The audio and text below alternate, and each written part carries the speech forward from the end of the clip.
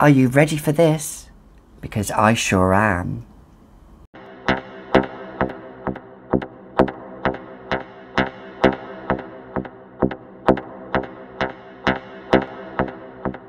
Hi, I'm Gabby and welcome back to another edition of The Fragrantician, where here on this channel we talk about nothing but fragrances. So in this edition today I was tagged by Ange. Ange tagged me and it is all about an anti-haul. What is an anti-haul? Well, it is fragrances that I won't be purchasing. I've looked at time and time again, and to me, they're just not speaking to me, or they're just not doing it for me. And there could be many reasons why. So let's get into it. So the first one I'm going to talk about is by the House of Kayali, and it is the Utopia. Is it Utopia 21? I'm looking down at my notes here. It comes to it when I'm looking down at my notes. But Utopia 21. Why? Well, I tried the Deja Vu White Flower. It wasn't for me. I liked it, but I didn't love it. And because I didn't really like it, maybe I was prejudging, but I just didn't want to get the vanilla one. Is it Utopia 21?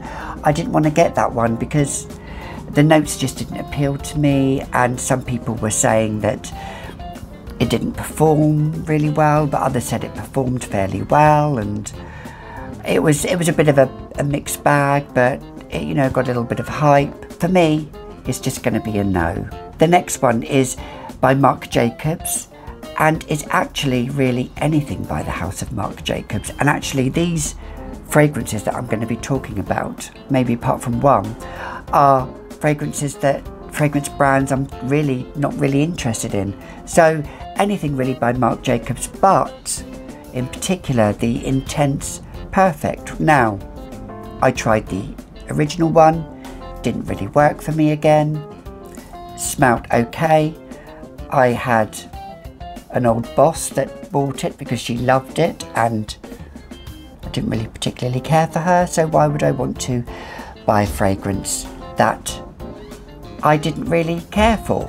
So yes, okay, that fragrance is just off the list for me. So Perfect Intense is just a big no for me.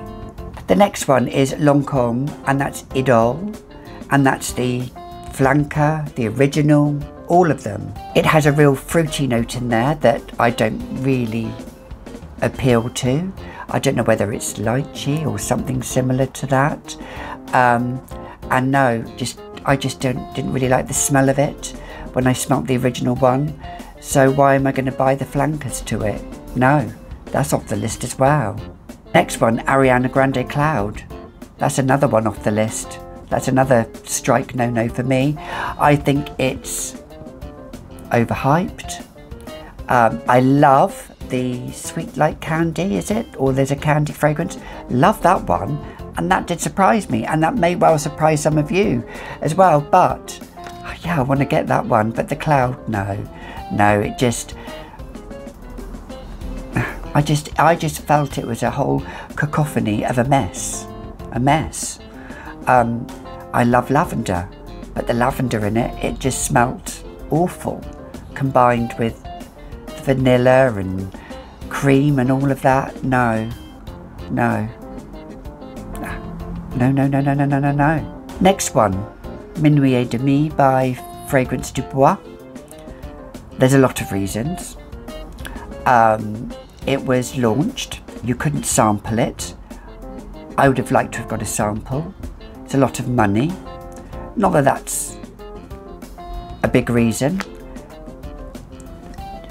People have different budgets, so to blind buy something like that is a big investment.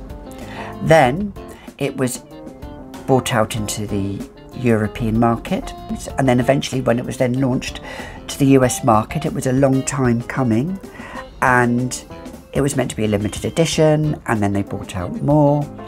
And something to me, I feel from a marketing strategy, from a marketing point of view, didn't sit right here in my throat.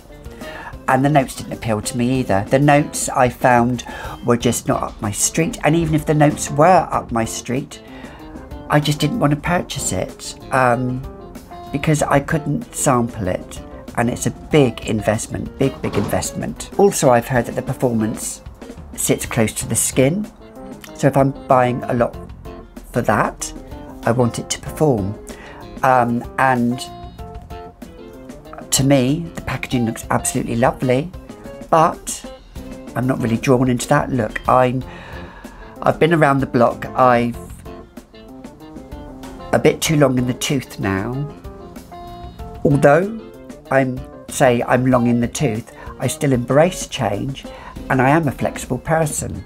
However, I just think, to me, it just didn't sit right. So to me, anything by Fragrance du Bois is off of my list. This is just my opinion. This is my channel, so I'm talking about my opinions on my channel. I think it's actually, you know, fragrance is just an opinion. It's subjective, and that's basically it. The next one, Parfum de Marly de Lina, and just because I sampled it, didn't like it, bit too strong for me. When I say strong, I mean there was something sharp in there. Now I do have other strong, sharp scents, but there was just something in that, I don't know, it just did not feel right, just didn't feel completely right with me. And it's a pink bottle and I'm not really drawn to pink. I like pink, but I'm not a real pink girl. And I know it has a huge cult following. That said, I would like to maybe try the Delina exclusive. So if you think I might like that, then comment down below. Next one, and this is going to be a big no-no, anything by the House of Sillage. And I'm not sure if you can get it here in the UK. If you can, again, comment down below, but I've not seen any UK fragrance reviewers talking about House of Sillage, only over on the USA, Canada, that side of the world. But the bottles do look lovely. But again, they bring out limited editions, then they bring out more. They have lots of sales. I don't know. Again, something just doesn't sit right with me, and I don't really want to purchase anything from that, so I'm sorry, House of Sillage lovers, and I know there are a lot out there, but for me it's a no. The final one, La Balle, the new one by Jean Paul Gaultier. Now I do have other Jean Paul Gaultier fragrances, the original classic, and I have a Scandal Flanker, but I did have the OG, the original La Balle. Tried to love it, but I couldn't. Vanilla, the vetiver, there were other notes in there, I'm sure of it, but it just didn't really gel with me, so I gifted it to Ange, who loves it. I just had a small bottle. And the new one, I've been told I really may well like, but I don't know. I just feel I'm over the hype of it, and it's just, I want to spend my money on something more. And coming to that, I actually want to spend my money on two fragrances, and that is Aura by Mugler, because I've actually sampled it again and I really do like it, and the other one, which has had a lot of hype and now has a lot of negativity for some reason, Black Opium. Love it, absolutely love Black Opium. It's a lovely coffee, vanilla, white floral fragrance, and some say it's a mess, but on me I love it, and that's the thing. Because I like it, I'm going to wear it, I'm going to rock it. Just because you like something and I don't like it doesn't mean we still cannot be friends. We can agree to disagree on certain things. That's the beauty of the fragrance community. Was that your phone or mine? Mine, I think so. Oh, right. That's the beauty of the fragrance community.